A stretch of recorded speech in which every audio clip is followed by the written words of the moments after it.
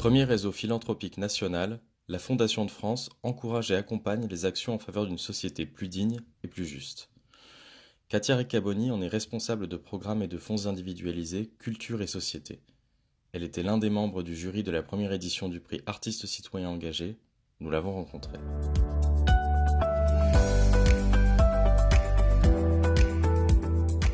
Le jury, je dirais, s'est passé de façon extrêmement conviviale. Ce qui est intéressant, c'est qu'on ne se connaissait pas pour certains, mais que très vite, on a pu aller assez rapidement sur les projets. Il faut dire que la Fondation Carasso avait très bien préparé les dossiers. C'est surtout au moment des délibérations, je dirais, qu'on a pris le temps de discussion.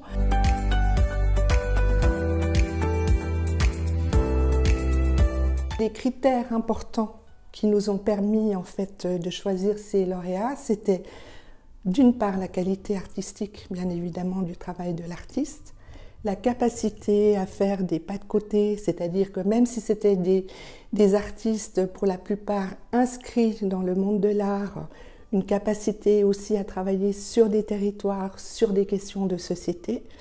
On a bien sûr dû aussi faire attention à faire un choix entre des artistes français et des artistes espagnols, puisque c'est une fondation franco-espagnole. Mais je crois aussi c'était de voir d'abord la capacité de ces artistes à travailler avec des gens très éloignés du monde de l'art, que les démarches qu'ils ont sont des démarches inspirantes.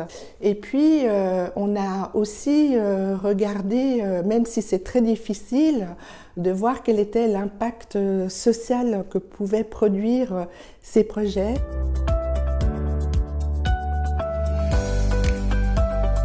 Le prix s'inscrit vraiment dans la cohérence globale de la Fondation Daniel et Nina Carasso.